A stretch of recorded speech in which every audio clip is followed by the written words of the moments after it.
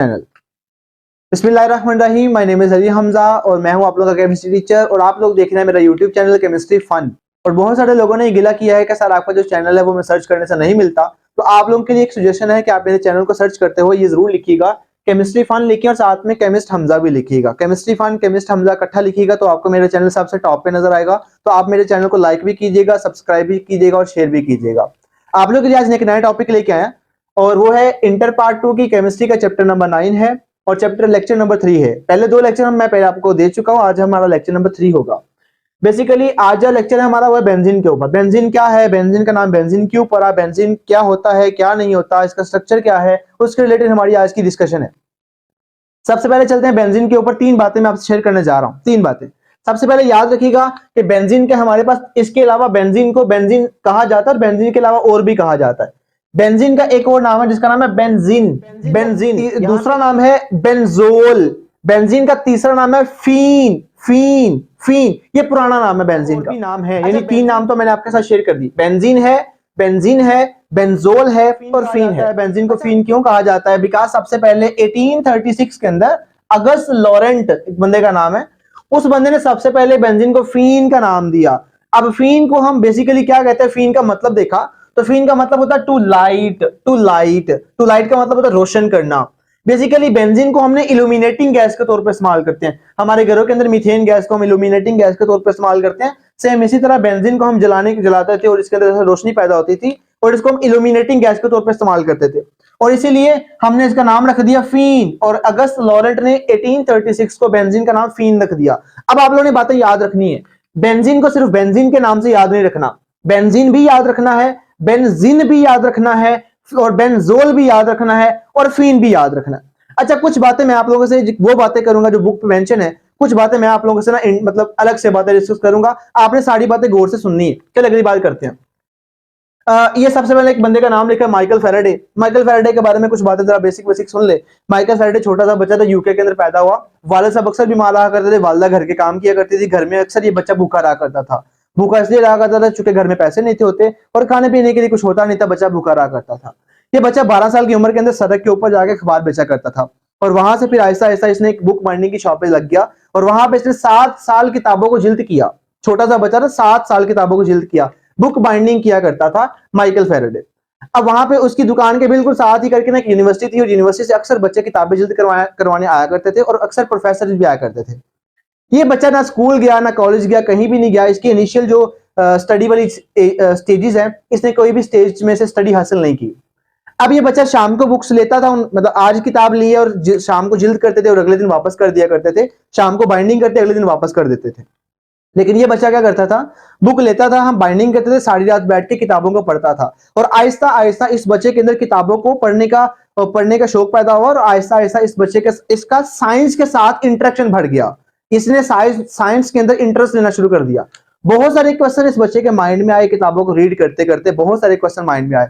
लेकिन इसने एक दफा ऐसा हुआ, एक प्रोफेसर वहां से यूनिवर्सिटी से किताब जिल्द करवाने के लिए आया। इस बच्चे ने प्रोफेसर साहब से क्वेश्चन किया कि सर मैं एक क्वेश्चन आपसे करना चाहता हूं। तो प्रोफेसर साहब ने इसका क्वेश्चन सुना और क्वेश्चन सुन के प्रोफेसर साहब ना उस क्वेश्चन का आंसर नहीं दे पाए और उनको पता चल गया कि इस बच्चे के अंदर वो काबिलियत है जो बहुत सारे बच्चों में नहीं होती। तो प्रोफेसर साहब ने इस बच्चे को एक कार्ड दिया और वहीं पे ना उसी यूनिवर्सिटी के अंदर एक सेमिनार होने वाला था चंद दिनों के बाद।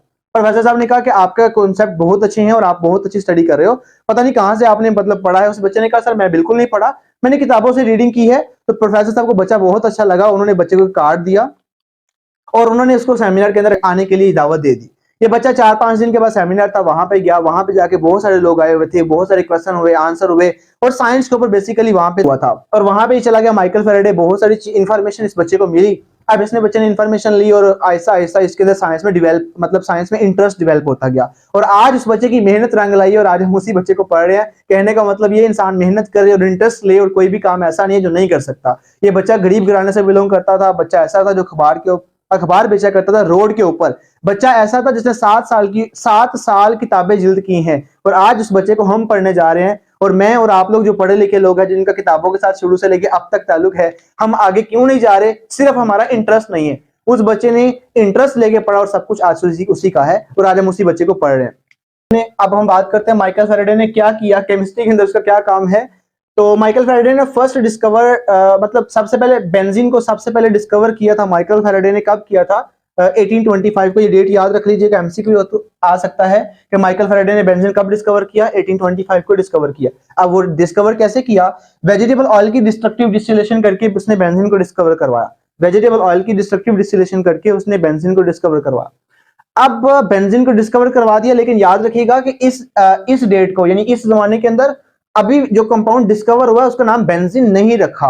उसका नाम बेंजीन नहीं था, कुछ और था। ठीक है, अब बेंजीन नाम बेंजीन का कैसे पड़ा वो आगे हम डिस्कस करते हैं। पहले नंबर पे तो बेंजीन माइकल फैराडे ने डिस्कवर करवाई। दूसरे नंबर पे बेंजीन को प्रिपेयर किया गया था मिची रिश, बंदे का नाम था मिची रिश। मिची रिश ने 1834 के अंदर बेंजीन को डिस्कवर करवाया। अब बेंजीन को इसने प्रिपेयर किया था, कैसे प्रिपेयर किया था वो भी सुन लें। उसने लिया बेंजोइक एसिड, उसके अंदर डाला था लाइम। बेंजोइक एसिड लिया और लाइम को उसके अंदर डाला और हीट किया। हीट करने से मिला बेंजीन और साथ मिला कैल्शियम कार्बोनेट। अब इस बंदे ने बेंजीन को प्रिपेयर किया और ये वही कंपाउंड था जिसकी प्रॉपर्टीज पहले वाले कंपाउंड के साथ मैच कर रही थी। इसका मतलब ये भी बेंजीन ही था। इस बंदे ने बेंजीन को डिस्कवर करवाया, लेकिन याद रखिएगा इस बंदे ने ये वाला काम कब किया था? 1834 को। 1834 को बेंजीन का ओरिजिनल नाम बेंजीन पड़ा। कोई किसने रखा था? मिची रिश ने। मिची रिश ने 1834 को बेंजीन का नाम बेंजीन रख दिया। अब कैसे रखा, जरा वो भी थोड़ी सी हिस्ट्री सुन लें। बेसिकली तब हमारे पास ये था बेंजोइक एसिड और ये था लाइम, इन दोनों को हीट किया, बेंजीन बना, कैल्शियम कार्बोनेट बना और यही बेंजीन था। और इसका नाम बेंजीन रखा उस जमाने में किसने रखा था? मिची रिश ने 1834 में बेंजीन का नाम बेंजीन रखा। एक बात मैं आपसे पहले डिस्कस कर चुका हूं, वो ये था कि बेंजीन का नाम फीन रखा था 1836 के। 1836 में बेंजीन का नाम फीन भी रखा गया और वो किस बुनियाद पर रखा गया था? इसकी इल्यूमिनेटिंग यानी इसकी लाइट शो करने की एबिलिटी की वजह से हमने इसका नाम रख दिया था फीन। अब यहां इसका नाम पड़ गया बेंजीन। ये बेंजीन नाम क्यों पड़ा वो भी जरा सुने। बेसिकली बेंजोइक एसिड जो है ना, मैं चलिए डिस्कस एक बात कर लेते हैं। प्लांट में से हमें एक रेजन मिला जिसका नाम था बेंजोइन रेजन। प्लांट से रेजन मिला जिसका नाम था बेंजोइन रेजन। अब बेंजोइन रेजन लिया हमने, उसकी सब्लिमेशन करवाई। सब्लिमेशन करने के बाद हमें एक एसिडिक मटेरियल मिला। सब्लिमेशन करवा के हमें एक एसिडिक मटेरियल मिला। अब वो जो एसिडिक मटेरियल मिला था ना, उसका नाम हमने रख दिया, वो एसिडिक मटेरियल था benzoic acid. Benzoic acid basically benzoic acid क्या, हमें एसिडिक मटेरियल मिला। कहां से मिला था? बेंजोइन रेजन से मिला, इसलिए हमने इसका नाम बेंजोइक एसिड रख दिया उस कंपाउंड का नाम, और वो ये है, हमें बेंजोइक एसिड मिला। अब ये बेंजोइक एसिड है, इसका दूसरा नाम मतलब उस एसिडिक मटेरियल का एक और नाम रखा था फ्लावर ऑफ द बेंजोइन, यानी खुशबू आ रही जिसके अंदर फ्लावर्स लाइक, इसलिए हमने कहा था कि benzoin, flowers of the benzoin, इस तरह हमने नाम रख दिया। लेकिन आप लोगों ने बस ये बात याद रखिएगा, पहले बेंजोइक एसिड था, बेंजोइक एसिड में लाइम डाला, उस बेंजोइक एसिड से हमने बनाया बेंजीन। इसके नाम को मॉडिफाई किया, किसने किया? मिची रिश ने किया। ये अलग सी बातें हैं, थोड़ी सी मैं आपको हिस्ट्री बताने जा रहा था कि बेंजीन का नाम बेंजीन किसने रखा, उसका नाम फीन किसने रखा, और ये भी कुछ बेंजीन के नाम है और ये उसी जमाने में सारे बेंजीन के नाम पड़े।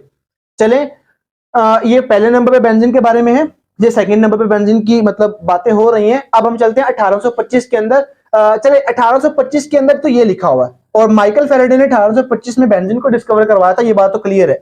1825 से 20 साल बाद, 20 साल बाद का मतलब 1845।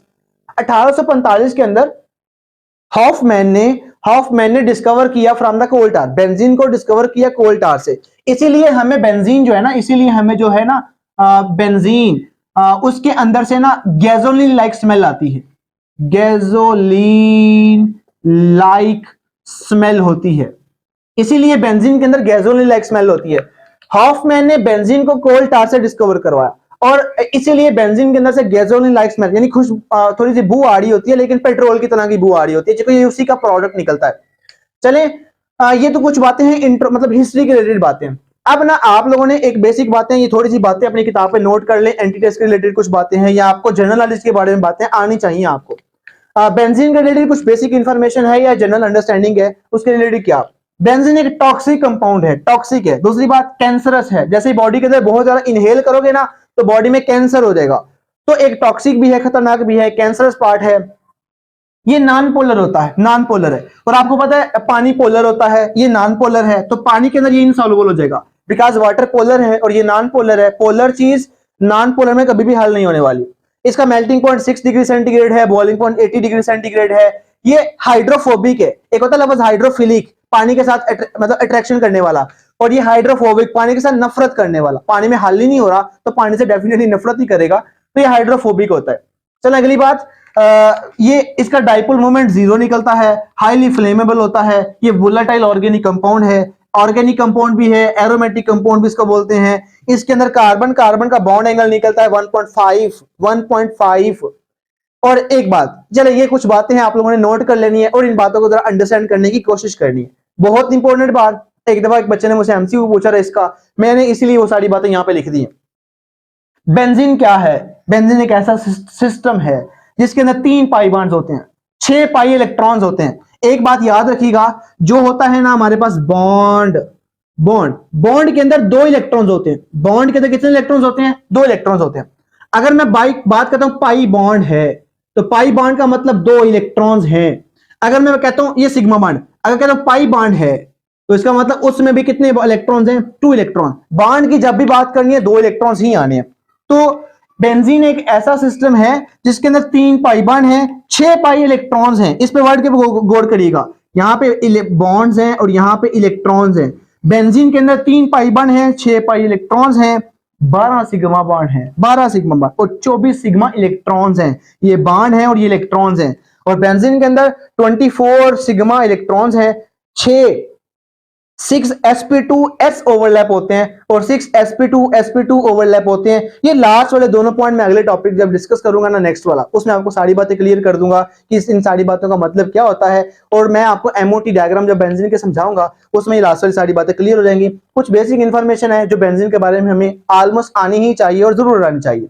चलें अब हम चलते हैं structure of the benzene. Benzene का स्ट्रक्चर किस तरह का होता है? बेंजीन का स्ट्रक्चर किस तरह का होता है? एक बात याद रखिएगा, बेंजीन डिस्कवर हो चुका है कब? 1825 में बेंजीन डिस्कवर हो चुका है। अभी तक हमें सिर्फ यही पता है कि कैसा कंपाउंड है जो एरोमेटिक है और कुछ इस तरह की बातें हमें समझ आ रही हैं, लेकिन बेंजीन के बारे में ना हमें उसका एग्जैक्ट स्ट्रक्चर नहीं मिला अभी तक। हम उसके स्ट्रक्चर के ऊपर बहस करने जा रहे हैं कि बेंजीन का स्ट्रक्चर किस तरह का होगा। मतलब कंपाउंड तो मिल गया, उसका मुंह किस तरह का है, आंखें किस तरह की हैं, नाक किस तरह है, कान किस तरह की हैं, हमें सारी बातें भी नहीं पता। तो उसका स्ट्रक्चर हमें पता होना चाहिए। उसके लिए हमने क्या किया? सबसे पहले हमने किया एलिमेंटल एनालिसिस। ऐसा एनालिसिस करवाया जिसके अंदर पता चले एलिमेंट्स कौन कौन से हैं। तो पता चला बेंजीन के अंदर 2 ही एलिमेंट्स हैं, एक कार्बन है और एक एलिमेंट है। कार्बन भी है और हाइड्रोजन भी है, इसके अलावा तीसरा एलिमेंट बेंजीन के अंदर नहीं होता। आगे हमने वेपर डेंसिटी मेथड किया। वेपर डेंसिटी मेथड से हमने मॉलिक्यूलर मास निकाला बेंजीन का और वो निकला 78। वेपर डेंसिटी मेथड निकाला, उससे बेंजीन का मास निकाला, वो निकला 78। अब वेपर डेंसिटी मेथड क्या है जरा वो भी सुन लें। वेपर डेंसिटी मेथड के लिए एक फार्मूला अप्लाई करते हैं। Vapour density is equal to density of the gas divided by density of the reference gas. यानी आप जिस गैस की डेंसिटी निकालना चाहते हैं या जिस गैस की आप वेपर डेंसिटी निकालना चाहते हैं उसका डेंसिटी ऊपर divided by density reference gas की नीचे, ये हमें मालूम होती है और ये हमें मालूम नहीं होती। इज इक्वल टू ये भी डेंसिटी है, ये भी डेंसिटी है। डेंसिटी का फार्मूला होता है मास डिवाइडेड बाय वॉल्यूम, इसका भी मास डिवाइडेड बाय वॉल्यूम। तो मास डिवाइडेड बाय वॉल्यूम, ये भी मास डिवाइडेड बाय वॉल्यूम। ये उस गैस का है और ये रेफरेंस गैस। और यहां मैंने यूज कर लिया हाइड्रोजन को, यहां मैंने यूज कर लिया हाइड्रोजन को। बेसिकली हम रेफरेंस हाइड्रोजन को इस्तेमाल करने जा रहे हैं। अब मैंने एक शर्त लगा दिया, हम सारी बातें करेंगे स्टैंडर्ड टेम्परेचर और प्रेशर के ऊपर, एसटीपी के ऊपर। मतलब हम 0 डिग्री सेंटीग्रेड टेम्परेचर ले रहे हैं, 1 एटमॉस्फेरिक प्रेशर ले रहे हैं और वॉल्यूम किसी भी गैस का इस कंडीशन के ऊपर निकलेगा 22.414 डीएम क्यूब। वॉल्यूम हमें पता फिक्स होता है। और ये वॉल्यूम जब सेम होगा तो मैं वॉल्यूम को वॉल्यूम के साथ काट दूंगा। मैं यहां से वॉल्यूम को इस वॉल्यूम के साथ काट दूंगा, तो बाकी जो बचेगा वो ये लिखा है molar mass of that gas divided by molar mass of hydrogen का। मैंने इन दोनों को आपस में डिवाइड कर दिया, तो मेरे पास वेपर डेंसिटी किसके बराबर निकला? Molar mass of gas divided by molar mass of hydrogen. Vapour density is equal to molar mass of gas divided by molar mass of hydrogen is equal to hydrogen का mass हमें पता है वो 2 होता है। Molar mass of gas divided by 2 करेंगे तो हमारे पास निकलेगा वेपर डेंसिटी। अगर मैंने किसी गैस का मोलर मास निकालना है तो आप 2 को लाके मल्टीप्लाई करवाएं। तो मैंने लिखा है molar mass of gas is equal to vapour density into 2 is equal to molar mass of that gas. तो मैंने क्या किया, अगर आपको वेपर डेंसिटी पता चल जाए तो आप 2 से मल्टीप्लाई करें तो आपके पास मोलर मास आ जाएगा उस अननोन गैस का, आपके पास गैस पता चल जाएगी वो कौन सी है। अब वेपर डेंसिटी क्या मतलब होता है? वेपर डेंसिटी के लिए ना एक बात जरा याद रखिएगा, मैं आपको एक एक्सपेरिमेंट करके समझाता हूं कि वेपर डेंसिटी का मतलब क्या है। बच्चों मैंने आपके सामने 2 बैलून लिए हैं। अब एक बैलून इसमें भी मैंने गैस भरी है और इसमें भी मैंने गैस भरी है, दोनों में मैंने गैस भरी है। इस गवारे के अंदर मैंने ना मुंह वाली गैस भरी है, मतलब मैंने मुंह के अंदर से कार्बन डाइऑक्साइड गैस इस गुब्बारे के अंदर भरी है। और ये गुब्बारा लिया मैंने और इसके अंदर मैंने भरी है मीथेन गैस। घर में जो मतलब चूल्हे के अंदर गैस आ रही होती है वो मीथेन गैस होती है। मैंने इसमें मीथेन गैस भर ली है। मैंने इसके अंदर अपने मुंह से गैस भरी है, कार्बन डाइऑक्साइड गैस भरी। इसमें कार्बन डाइऑक्साइड है, इसके अंदर मीथेन है। ओके, और आपको पता है हमारी हवा के अंदर सबसे ज्यादा गैसेस कौन से? नाइट्रोजन है और ऑक्सीजन, दो गैसेस सबसे ज्यादा है। अच्छा, मैं इसको जैसे छोड़ूंगा ना, ऐसे छोड़ने लगा, ये आहिस्ता से नीचे चला जाएगा। इसको छोड़ूंगा तो कहां जाएगा? ये आहिस्ता, इसको छोड़ूंगा तो आहिस्ता से चला जाएगा ये ऊपर। ये वाला गुब्बारा ऊपर जा रहा है और ये वाला गुब्बारा कहां जा रहा है? नीचे जा रहा है। अब ये नीचे क्यों गया, ये ऊपर क्यों गया? इसका वॉल्यूम सेम है, इन दोनों का आपस में वॉल्यूम सेम है। जब वॉल्यूम सेम है तो डेंसिटी की अगर बात करें तो डेंसिटी का मॉलिक्यूलर मास के साथ डायरेक्ट रिलेशन बनता है। लाइक मैंने यहां लिखा है, बेसिकली डेंसिटी का मॉलिक्यूलर मास के साथ रिलेशन बनता है, डायरेक्ट रिलेशन बनता है। क्योंकि वॉल्यूम सेम है, दो मतलब इन दोनों का वॉल्यूम सेम है, तो मैं वॉल्यूम को वैसे ही खत्म कर देता हूं, तो डेंसिटी का मॉलिक्यूलर मास का डायरेक्ट रिलेशन बनेगा। तो मैं डेंसिटी की बात करूं या मॉलिक्यूलर मास की बात करूं, बात एक ही है। तो अब इन दोनों में से अगर बात की जाए किसकी डेंसिटी ज्यादा है, किसके मुकाबले में? हमारी एयर के मुकाबले में। हमारी एयर जो है बेसिकली इसका कुछ ना कुछ तो मैस होगा, इनका भी कुछ ना कुछ डेफिनेटली मैस है। इसके अंदर भी गैस भरी है, इसमें भी गैस भरी है, हमारे एनवायरनमेंट में भी गैस है। अब इसको जैसे इसको छोड़ूंगा तो नीचे जाएगा, इसको छोड़ूंगा तो ऊपर जाएगा। अब ये नीचे जा रहा है, ये ऊपर जा रहा है, क्यों? बिकॉज इसकी डेंसिटी हमारी एयर के मुकाबले में कम है, इसकी डेंसिटी हमारी एयर के मुकाबले में ज्यादा है। जब इसकी डेंसिटी ज्यादा नीचे जाएगा, इसकी डेंसिटी कम है तो ये ऊपर जाएगा। यानी डेंसिटी कह लो या मैस कह लो, तो मुझे जब मैं बात करूंगा ना डेंसिटी, डेफिनेटली बात कर रहा हूं मैस की। तो बच्चों एक बात और याद रखिएगा, बेसिकली हमने जब निकालना होता है ना मतलब वेपर डेंसिटी निकालनी होती है। वेपर डेंसिटी के लिए हम क्या करते हैं, दो चीजें ले लेते हैं और उन दोनों की हम ना उनको वेपर्स में कन्वर्ट कर लेते हैं, उनकी डेंसिटी निकाल लेते हैं। एक गैस की डेंसिटी निकाल लेते हैं, दूसरा हम उस वेपर्स की एक रेफरेंस ले लेते हैं और एक हम अपनी गैस ले लेते हैं। उन दोनों को आपस में कंपेयर करते हैं। जब कंपेयर करते हैं तो उसके हिसाब से हम वेपर डेंसिटी निकाल लेते हैं। तो वेपर डेंसिटी हमारे पास आ जाएगा, तो उसको 2 से मल्टीप्लाई करेंगे तो गैस का मॉलिक्यूलर मास निकल जाएगा। मैं आपको समझाना क्या चाह रहा था? समझाना ये चाह रहा था कि इसको छोड़ेंगे तो ये नीचे जाएगा, इसको छोड़ेंगे तो ये डेफिनेटली ऊपर जाएगा। जब ये ऊपर जा रहा है, इसकी डेंसिटी डेफिनेटली मतलब कम है, तो उसकी डेंसिटी डेफिनेटली ज्यादा है, उसका मास ज्यादा है और इसका मास कम है। तो मास कम ज्यादा, डेंसिटी कम ज्यादा की वजह से मतलब हम इनका आपस में रिलेशन निकाल सकते हैं। अब बात यह है कि वेपर डेंसिटी का, उससे हमने मॉलिक्यूलर मास निकाला और मॉलिक्यूलर मास आपके सामने निकला 78 पॉइंट समथिंग, और ये 78 ही हम मानते हैं।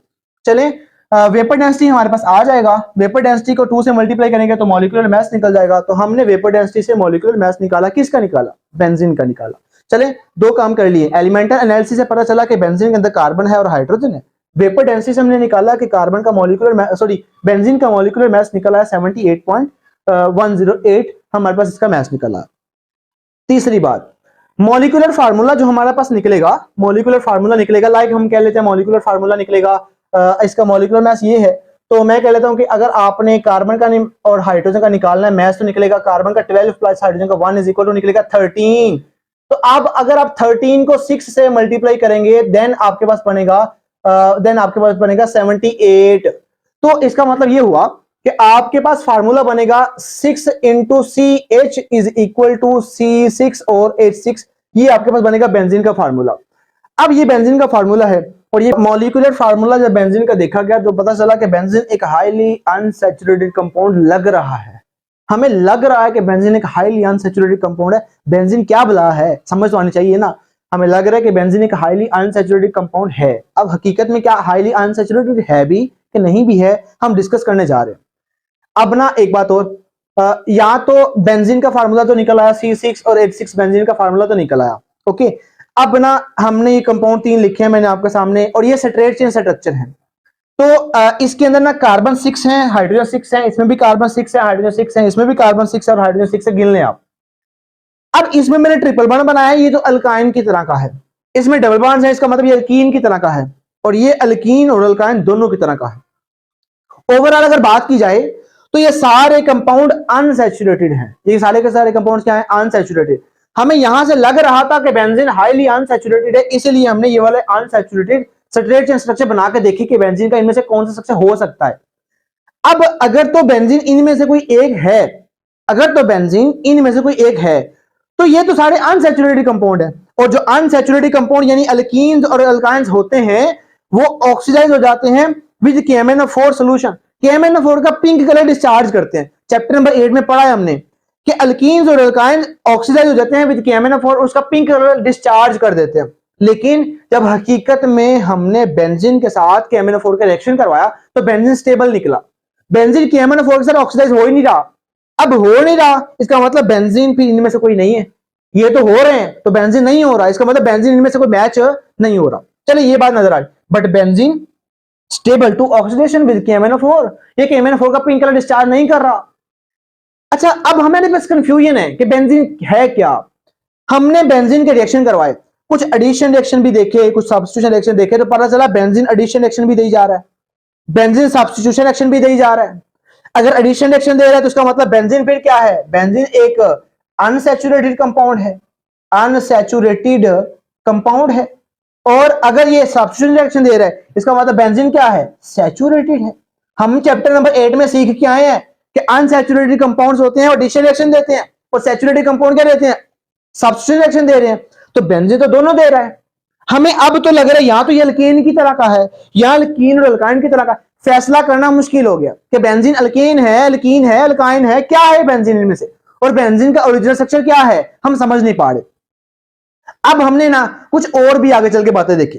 अगर मैं ना यहां पे फर्ज करें सीधी चेन का स्ट्रक्चर मैंने लिखा 6 कार्बन ड्रा किए, मैं इसके साथ एक ना लगाता हूं सब्स्टिट्यूएंट, ये लगा दिया। अब ये मैंने एक सब्स्टिट्यूएंट लगाया और एक सब्स्टिट्यूएंट अगर लगेगा ना उसका नाम होता है मोनो सब्स्टिट्यूटेड प्रोडक्ट, इसका नाम बनेगा ये मोनो सब्स्टिट्यूटेड प्रोडक्ट है। अगर मैं इसका नाम देना हो तो मैं इसको नंबरिंग स्टार्ट करूंगा यहां से, तो डेफिनेटली नहीं करने वाला, मैं यहां से करूंगा नंबरिंग 1 2 3 4 5 6। तो ये फर्स्ट पोजीशन वाला मेरे पास मोनो सब्स्टिट्यूटेड प्रोडक्ट बनेगा। मैं यहां पे ना फर्ज कर यहां पे सेकंड पे लगा लेता हूं। अब सेकंड नंबरिंग कहां से स्टार्ट करूं, डेफिनेटली वहां से स्टार्ट करूंगा जहां पे सब्स्टिट्यूएंट करीब होगा। यहां पे नंबरिंग 1, यहां पे नंबरिंग 2, यहां पे 3, यहां पे 4, यहां पे 5, यहां पे 6। तो ये मेरे पास सेकंड कार्बन का सब्स्टिट्यूएंट बनेगा। यहां पे नीचे वाले कर ले, मैं यहां पे 3 पे लगाता हूं, तो ये 1 2 3, तो नंबरिंग करेंगे यहां से 1 2 3 4 5 6, तो ये बनेगा थर्ड कार्बन का सब्स्टिट्यूएंट बनेगा। चले मैं यहां पे ना ये 6 कार्बन है, मैं यहां पे लगाता हूं 4 पे। अब इसका क्या करें, ये 4 वाला नहीं बनेगा, ये फिर क्या बनेगा। अगर मैंने यहां लगा दिया ना, अब नंबरिंग मुझे यहां से शुरू नहीं करनी, मुझे नंबरिंग यहां से शुरू करनी, बिकॉज हमने कहा है कि अगर आपके पास चेन हो और उसके अंदर सब्स्टिट्यूएंट लगाओ, नंबरिंग उस एंड से स्टार्ट करनी है जहां पे हमारा सब्स्टिट्यूएंट करीब होगा। तो सब्स्टिट्यूएंट करीब तो यहां से है 1 2 3, तो 3 वाला नंबर बनेगा, तो ये मोनो सब्स्टिट्यूटेड प्रोडक्ट बनेगा जिसमें थर्ड पोजीशन में सब्स्टिट्यूएंट लगा होगा। तो ये भी थर्ड वाला है, तो ये तो दोनों सेम हो गए। अगर मैं इसको इधर लगाता हूं तो सेकंड वाला हो जाएगा, इधर लगाऊंगा तो फर्स्ट वाला हो जाएगा, तो सेम हो जाएंगे। अगर बेंजीन स्ट्रेट चेन स्ट्रक्चर है तो बेंजीन को चाहिए कि वो 3 मोनो सब्स्टिट्यूटेड प्रोडक्ट दे, लाइक फर्स्ट पोजीशन वाला, सेकंड पोजीशन वाला, थर्ड वाला, 3 मोनो सब्स्टिट्यूटेड प्रोडक्ट दे अगर बेंजीन को अगर सीधी चेन वाला स्ट्रक्चर होता तो। लेकिन हकीकत में जब हमने बेंजीन का मोनो सब्स्टिट्यूटेड प्रोडक्ट देखे तो सिर्फ एक मिला, तो उसका मतलब बेंजीन इनमें से कोई एक नहीं हो सकता, क्योंकि उसका एक सब्स्टिट्यूटेड प्रोडक्ट बन रहा है, यहाँ पे 3 बन रहे हैं। अगर तो 3 दे रहा है तो इसका मतलब यहाँ पे से कोई एक स्ट्रक्चर हो सकता था, लेकिन वो नहीं दे रहा, इसका मतलब वो इनमें से कोई भी स्ट्रक्चर नहीं होने वाला। अगर आगे अगली बात देखने लगे, हमने एल्केन का फार्मूला देखा, पता चला सी फर्ज करें N और H2N+2, अल्कीन का फार्मूला CnH2n-2, सॉरी CnH2n, इसका फार्मूला CnH2n-2। तो इन सारे फार्मूलास के अंदर आप वैल्यू पुट करें, यहां पे 6 पुट करें, C6 और H बनेगा 14, यहां पुट करें तो C6 और H12, यहां पुट करें तो C6 और H बनेगा 10। तो बेंजीन इनमें से किसी के साथ मैच नहीं कर रहा, इसलिए हमने फिर बाद में एक बार लाइन बोल दी, हमने कहा है कि बेंजीन का स्ट्रेट चेन स्ट्रक्चर हो ही नहीं सकता। आप कुछ भी कर ले, बेंजीन का स्ट्रेट चेन स्ट्रक्चर नहीं होने वाला, इसलिए हमने एक लाइन लिखी है, straight chain structure ruled out. हमने बेंजीन के स्ट्रेट चेन स्ट्रक्चर का रूल ही खत्म कर दिया। हम कहते हैं कि बेंजीन का स्ट्रेट चेन स्ट्रक्चर हो ही नहीं सकता। अगर होता तो हमारी कुछ कंडीशन में बेंजीन पूरा उतरता, लेकिन बेंजीन हमारा इन कंडीशन में पूरा नहीं उतरा, इसका मतलब बेंजीन का स्ट्रेट चेन स्ट्रक्चर नहीं होने वाला। तो इसलिए बच्चों ये बात आप लोगों ने याद रखनी है, और ये मैंने आपके साथ डिस्कस किया है, बेसिकली एक लॉन्ग क्वेश्चन है, और ये मैंने कुछ बातें आपसे वैसे शेयर कर दी हैं, आप याद कर लीजिएगा, और ये कुछ एडिशनल बातें शेयर कर दी हैं। बेंजीन के बारे में कुछ जनरल बातें आपको आनी चाहिए, और ये कुछ टॉपिक था। बाकी इंशाल्लाह मिलते हैं आपके नेक्स्ट लेक्चर के साथ, और नेक्स्ट इंशाल्लाह हम बात करेंगे कैक्यूल का स्ट्रक्चर है, वो उसमें बेंजीन का ओरिजिनल स्ट्रक्चर हम मतलब बात करेंगे बेंजीन का स्ट्रक्चर क्या है और क्या नहीं है। ओके, बहुत शुक्रिया, अल्लाह हाफिज। इंशाल्लाह मिलते हैं अगले वीडियो के साथ, अगले नए लेक्चर के साथ, और नए जोश के साथ, नए जज्बे के साथ। अल्लाह हाफिज।